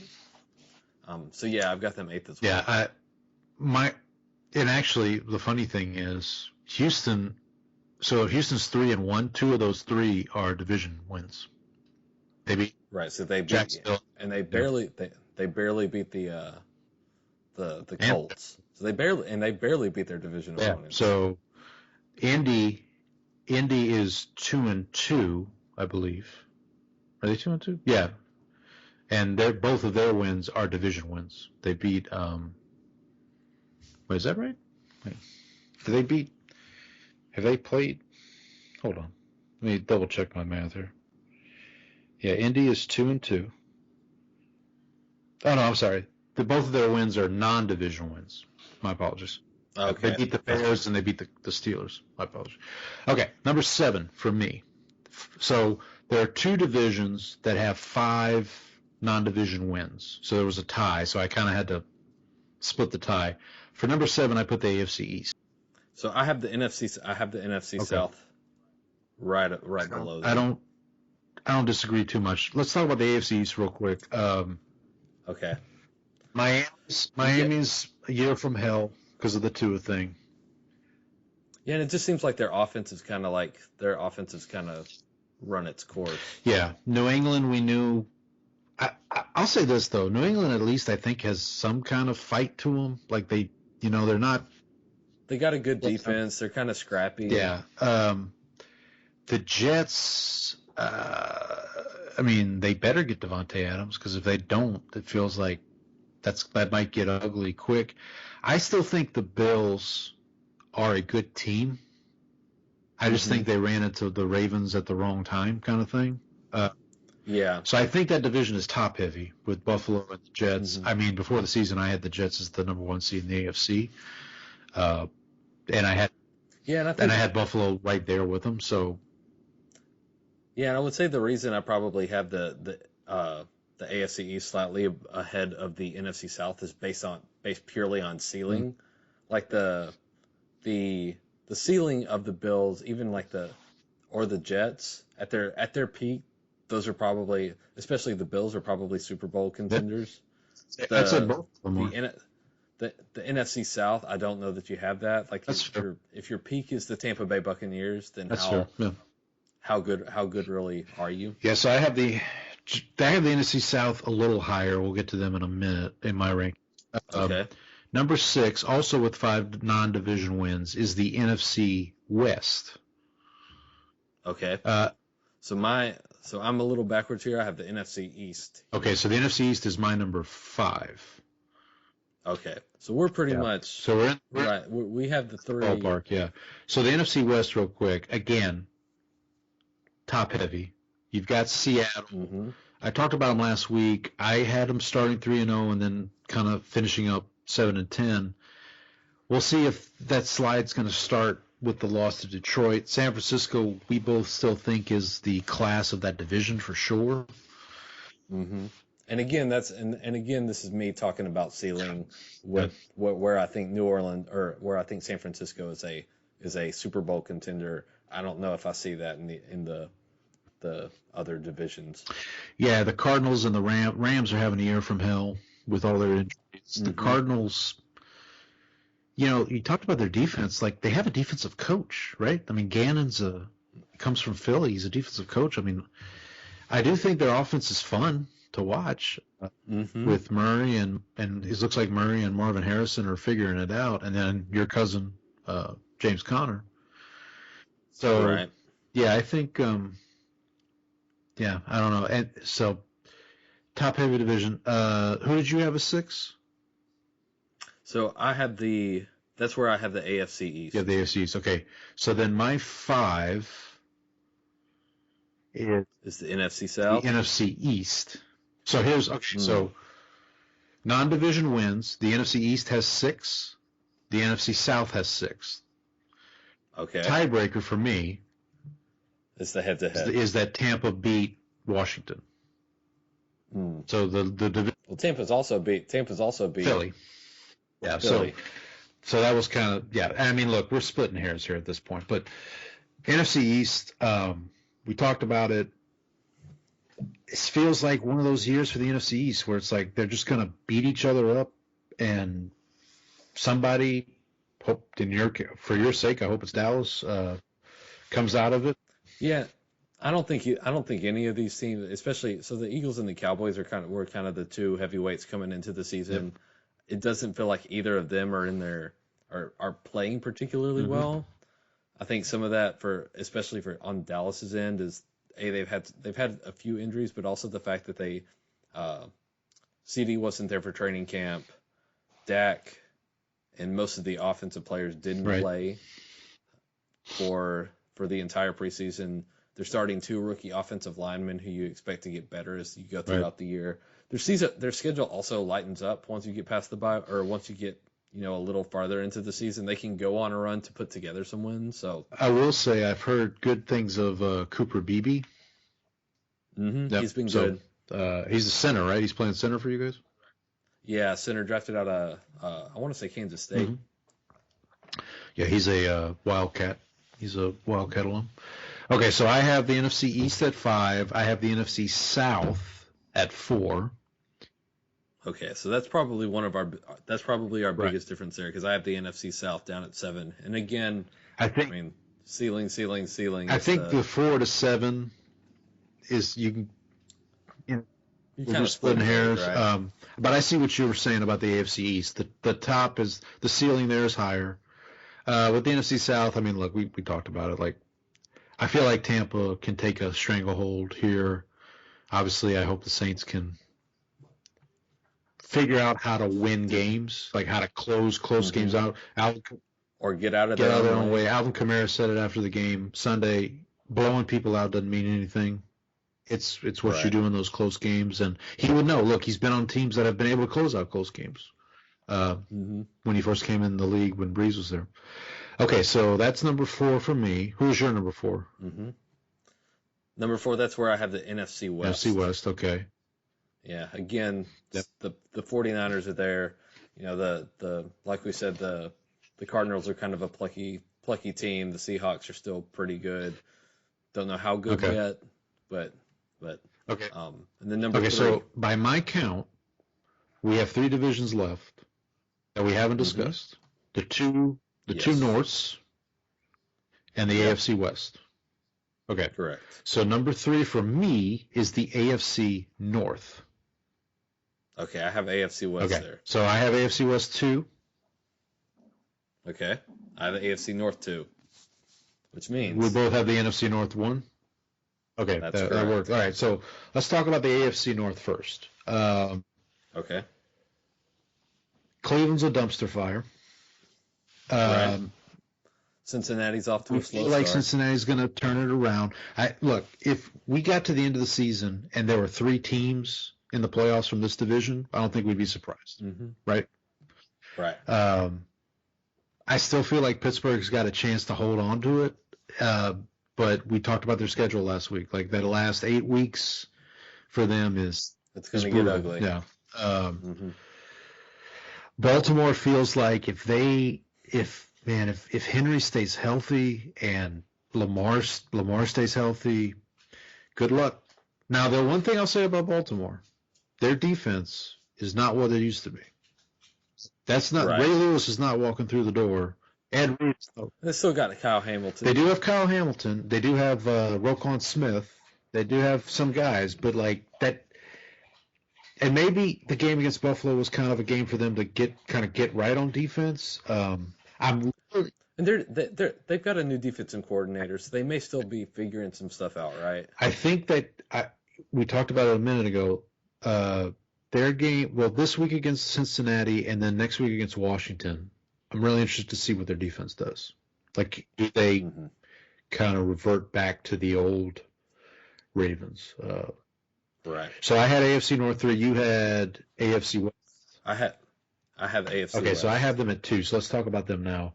So you got the Chiefs, who are, Super Bowl contenders, but also not their old selves. You got the Broncos, who are driven defensively, but with their offense is Bo Nix. Not sure I have a lot of confidence in their running back room either. Yeah, who's their top back? Jaleel McLaughlin? Jaleel McLaughlin. You've got who's the guy who came back from the knee injury? Hang on, I'll look it up here while if you want to talk about somebody else. You got the Chargers who are kind of figuring things out. You got Harbaugh turning things around. So they're kind of on the upswing. Yeah. And then you've got the Raiders who are kind of falling apart as we speak. Yeah. So the running backs for Denver, at least from the Jets game, Javonte Williams, was that who you're thinking of? Javonte Williams, that's who I'm trying to think of. I mean, look, they ran the ball. I mean, I know the conditions were not ideal, but they ran the ball for 126 yards against the Jets defense, which not bad. That's not terrible. Look, I feel like Peyton, again, I know I'm biased, but I feel like Peyton's going to get them to a place where they can be competitive. They can be. It really just it's really probably just a matter of how much can he squeeze out of Bo Nix. All right, and then I have the AFC North number 2, which leaves us with the NFC North number 1. Yeah, I think, look, you can make an argument the 3 best teams in the NFC are in the NFC North. The Lions, the Vikings, and the Packers. Right. I mean, and the Bears are scrappy. Obviously, the 49ers are going to have something to say about that, but and maybe Tampa Bay too. We'll see. But yeah, I'm really impressed with the Vikings with what they're doing. We'll see what they do with the Jets this week. The Lions are on a bye this week, so they're kind of just going to sit back. I know Dallas. They have Dallas right after the bye. They have Dallas. We have them in a couple of weeks After the Steelers game, right? You guys. Yeah, they're going to try to, and I'm sure they're going to try to, because of they're still probably mad about how things were. Yeah, I mean, like A, that was our fault, and B, they shouldn't have even been in that position because of the ref calling the tripping penalty on the wrong player. Right. So, speaking really, that is an airing of grievances segment there. If I ever speaking heard as a one. Saints fan, don't let the refs decide. Don't leave it up to the refs. I guess is what I'll say. So so just a quick recap. My number 8, AFC South. Your number 8 is also AFC South. Number 7, AFC East for me. NFC South for me. 6 is NFC West for me. 6 is AFC East. For you. 5 is NFC East for me. 5 is NFC East. Okay, we're aligned there. 4 is NFC South for me. NFC West for me. So, okay. And then 3 is AFC North for me. AFC West for me. 2 is and then reverse that. So I have AFC North, you have AFC West. And number 1. NFC North. And again, we don't know how official any of these rankings are, but right. If the guys on ESPN could do it, why not us? Right. Okay. So let's get to this week's game. So we mentioned it a minute ago. 4 teams on a bye. So this is the first week with byes. Lions, Titans, Eagles, and Chargers. I think all 4 of those teams, well, except with the exception of the Lions, I guess. Titans, Eagles, and Chargers, the bye could not come soon enough, I would say, for various reasons. Let's start with the Thursday night game brought to you by Warwick Dunn, Louisiana legend Warwick Dunn. Buccaneers at Falcons. Falcons are -1.5. I'm laying the points, but I am taking Baker Mayfield over 240.5 passing yards. All right, I'm taking the Bucs just based on the fact that I think the offense is better. I think I still am not 100% on Kirk Cousins in Atlanta. This is me trying to jinx somebody, because this is also my lock of the week. I'm blocking in the Falcons over Bucs. Oh, that's bold. Look, that's bold, Jerry. Bold. Look, it's an NFC South game. Okay, that's all I'll say. Like, this is one of those things. Like, first of all, why are the Falcons favored in this game? What, like? That's only 1.5 points. They're technically, inferior on a neutral. If you watched these 2 teams play last week, like, I get okay. You made it make sense. To me, like, I guess okay. But yeah, all I'll say is it's an NFC South game. We've seen Tampa lay an egg against the Broncos, not last week, but the week before. It's a short week. Atlanta doesn't have to travel. They played the Saints at home on Sunday. So I just feel like, it's. Yeah, I think the Buccaneers, you can kind of at least maybe write off that defense or that offensive stinker just based on the fact that it was against the Broncos. Right. After seeing what they did to the Jets offense, I feel a little better about what happened to the Bucs. But it's more that their defense, the Bucs defense, gave up 30 points. That's true. That's true. But anyway, now should be a shootout. Yeah, but I will say the weather in Tampa was a lot better than the weather in New Jersey. So for what that's worth. All right. Sunday early. Hey, we get the very elusive 4 windows on Sunday. Early window, across the pond, brought to you by Percy Harvin. Quick Percy Harvin story. His rookie year with the Vikings, I had him on my fantasy team.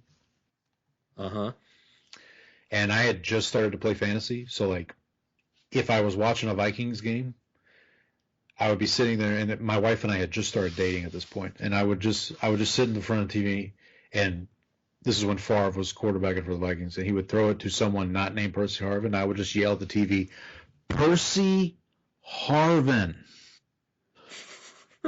So I had to show him a little love here. Vikings are laying 2.5. Looks like we're both taking the 2.5 with the Jets.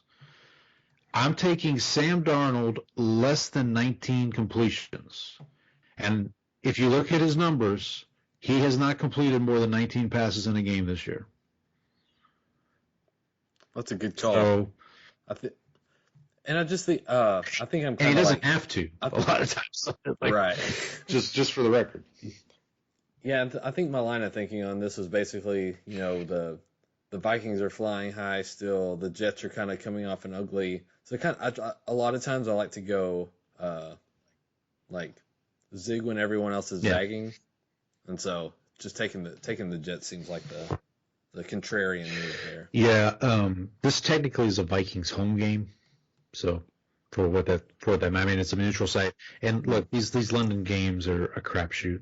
I mean, right. You never know what the field's going to be like. Okay, early window or the noon window. First, this one brought to you by former first overall pick Mario Williams. Bills at Texans. Okay, so we're using the ESPN pick'em. Right. They have it as Texans minus 1.5, but you texted me right before we went live, I guess, and the Bills are now favored, right? Which they should.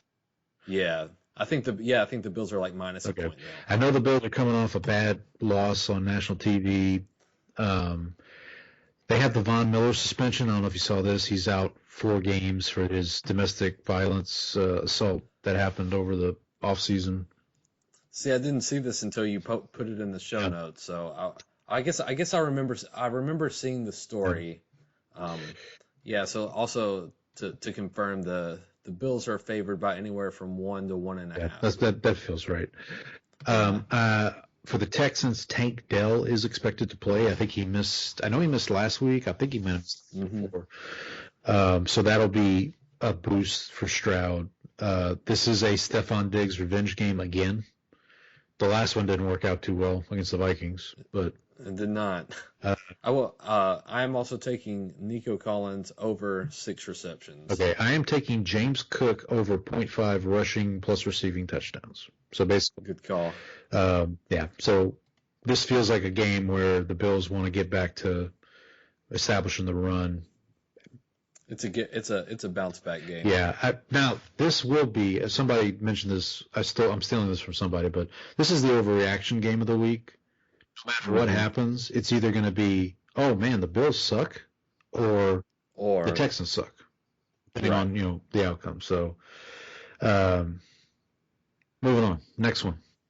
Scott Mitchell, the original hefty lefty. That's right. Ravens versus Bengals. The Bengals are getting 2.5 points at home. Yep. So, are you ready for Paul's swerve of the week? I'm ready. I'm taking the 2.5 with the Bengals. Okay. They're my upset of the week. That's a bold pick. But I'm also taking Joe Burrow over 0.5 interceptions. Oh, you're kind of. So I'm hedging a bet. Yeah, there you go. Yeah, I'll take the Ravens. I like that the run offense against the Bengals. I know it's a division matchup. Those get, especially in the AFC North. Division matchup. Short week. Well, no, it's not a short week for the Ravens, but big win for them.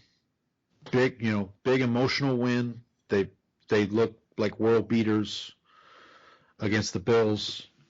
Nobody's really the Bengals. And I know Burrow struggles against the Ravens. I think this is one of those teams. It's just one of those things. What the hell? Just gotta, It's a Ravens letdown spot, and they have let down before. And you mentioned this to me, like pickings are kind of slim when it comes to locks and upsets for this week. Oh yeah, this week's a little rough. Why not? Moving on, I think we mentioned this guy earlier. Former Super Bowl MVP Nick Foles, Super Bowl MVP, right? Correct. Yeah, but this is Colts at Jaguars.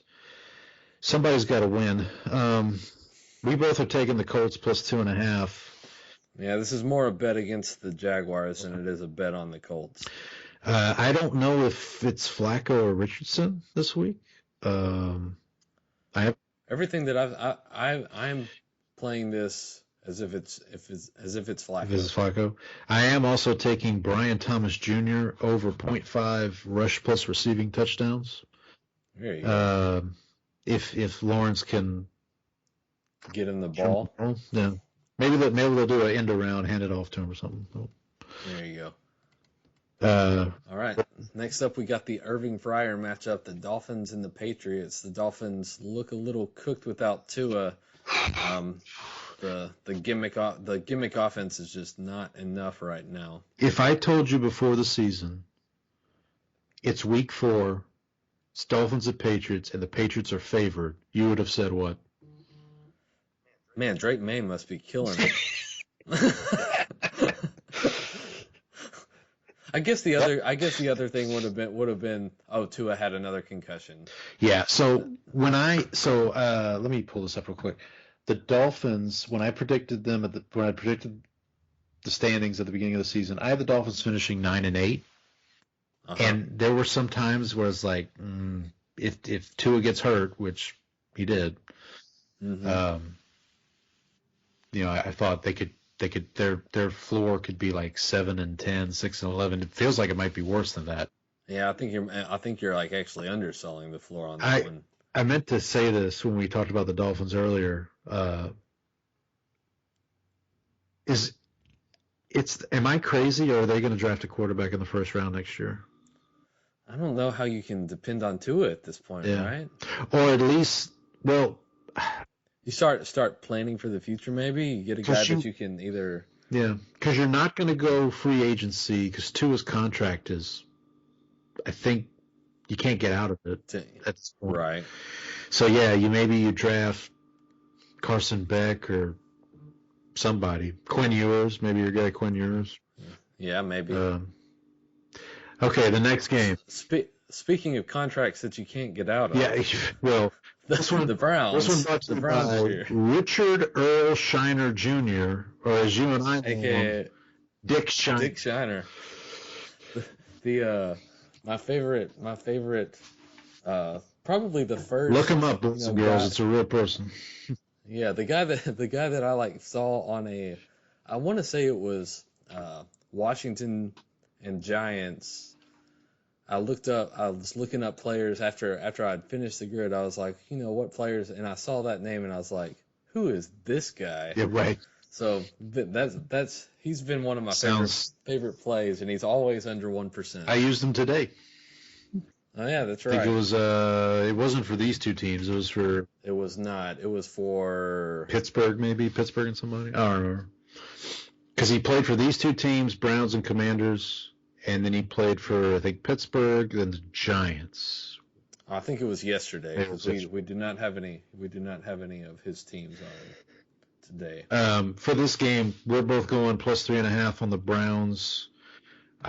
This is another zig when people are zagging, right? Everyone's on Jaden Daniels, and so. One note I did have on the Browns: it looks like Nick Chubb is coming back, not this week, but he's soon. So I'm wondering if that will give a stay of execution for Deshaun.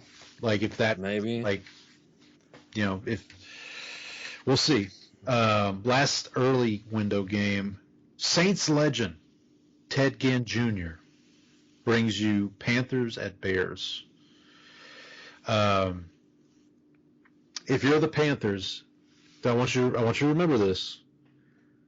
The Panthers are looking at what could have been, because had they not traded for the number 1 pick to get Bryce Young, they may have Caleb Williams at this point. So. I'm going Panthers plus 3.5. Looks like you're going Bears minus 3.5. I am, and there's one thing we also need to bring up here. Sure. This is an Andy Dalton revenge game. Was this second week in a row? I believe so. What he No, he played the Raiders one week, right? That was his first week, so that 2 was weeks in a row. win. Yeah. Good stat I read from Adam Schefter. Dalton was cut by the Bengals in 2019. Since then, he has played for 4 NFC teams, and each time has started against the Bengals. Wow, that's impressive. 2020 was Cowboys. Yep. That was Cowboys season? That's right. Started against Bengals. 21 was the Bears. Was it 21? Yeah, 21 was the Bears. Started against the Bengals. 22 was the Saints. I remember that very vividly. Wait, was it 22 with the Saints? Yeah, 22 with the Saints. And then 23 was with this was the 4th time. This go around with the Panthers. This is the fourth instance of. Gotcha. Yeah. So yeah, Cowboys, Bears, Saints, and Panthers. Now Panthers. Yeah. So he will have presumably another revenge game against the Saints here in a couple weeks because that'll be at Carolina, which I'm actually more nervous about. Once Bryce Young was pulled, you start to rethink that team, right? Yeah, a little bit. All right, late window. We're going to start off with Steve Berline presenting Raiders at Broncos. This is kind of an important game. Like, you feel like it's a loser leaves town type game. Yeah, especially for the Raiders are just kind of a mess right now, right? Yeah, we're both going Broncos -2.5. We got a lot of agreements this week. For the Raiders, though, I am taking Brock Bowers over 45.5 receiving yards. On that same side, I'm taking Gardner Minshew under 192.5 passing yards.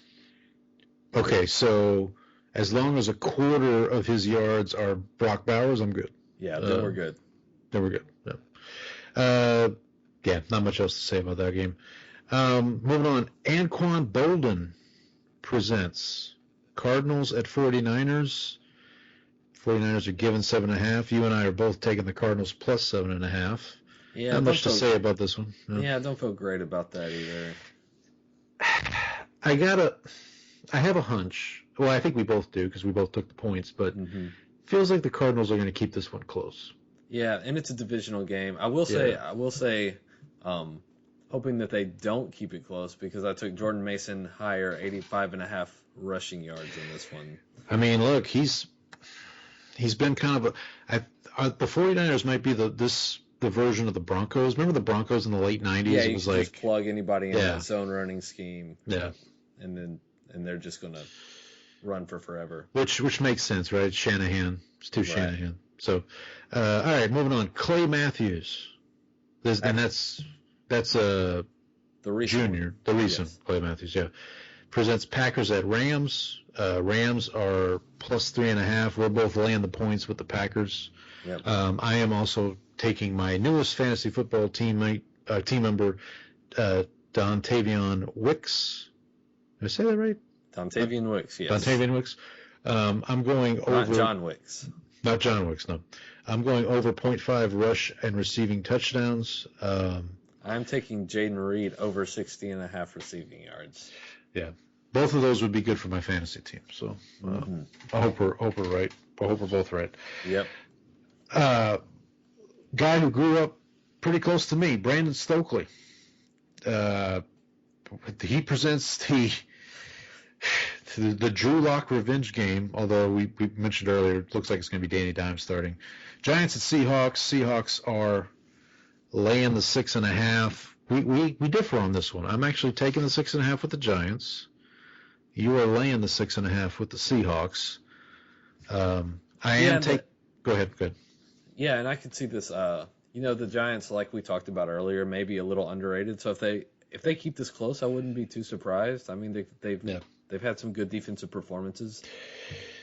And we also mentioned with the Seahawks, this could be the start of their descent. I do think they win the game overall, but yeah, I'll take the plus. I am taking Geno Smith over 250.5 passing yards. Before we forget, this is also a Geno Smith revenge game. It is. You're right. Yeah.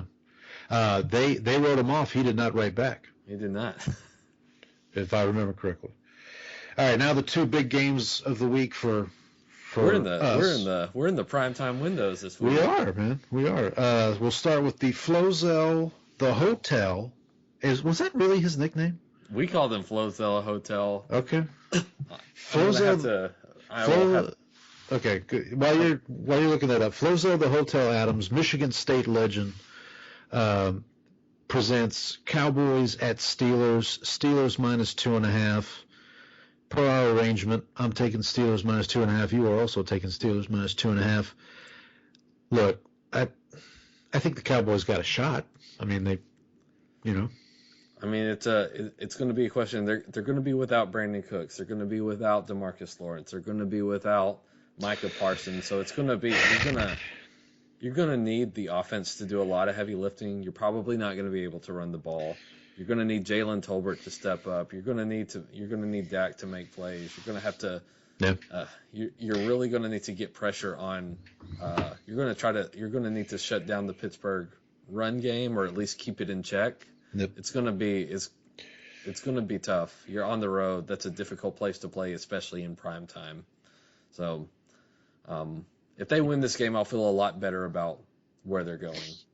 Okay, so DeMarcus Lawrence is on IR. Brandon Cooks is officially out.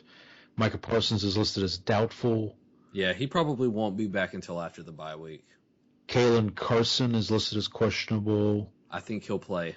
Yeah, that was one of the things that they didn't talk about in the Giants game. I forgot to mention they were down a lot of cornerbacks in that game. Kalen Carson, like they had somebody. The guy who had the game sealing interception was a guy that he caught the ball and I said, I don't know who that is.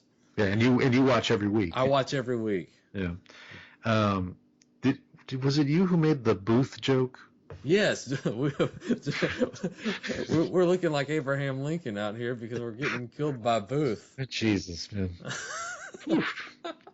Between that and your hit and run joke earlier about Rashee Rice, I'm killing it this week. Yeah. It's these late hours we're keeping. Rico Suave Dowdle, he's going to be toting the rock for you guys. So, yeah, let's just hope we can open up a few holes, get a little bit of a running game going. All right. And now your turn. Come to the game of the week. Eddie Kennison, LSU legend Eddie Kennison. Saints versus Chiefs. Saints at Chiefs, and here's another swerve for you. Boom, twist again. I'm actually taking the points with the Saints. I never bet. I always bet against the Saints, but you know what I thought today as I was doing this, Brandon? I said, "What the hell?" Man, are we? You're doing the opposite. You're doing the opposite here. If every thought you have is wrong, the opposite must be right. Exactly. But look, I actually do think, I thought about this before we turned the mics on. If I woke up Tuesday morning having missed the game, and you texted me and said, "Man, can't believe the Saints beat the Chiefs last night," I'd be like, "Yep. Sounds right." It wouldn't be that surprising, right? That's surprising. Or you could text me and say, "Man, Chiefs really laid it on the Saints last night." Yep, sounds about right. It could go a lot of different ways. Could go a lot of different ways. Who knows? Maybe Devontae Adams is a Saint by Monday. I don't know. Or a Cowboy might be. Yeah, we won't be making that move. I'll tell you that right now. We like our guys.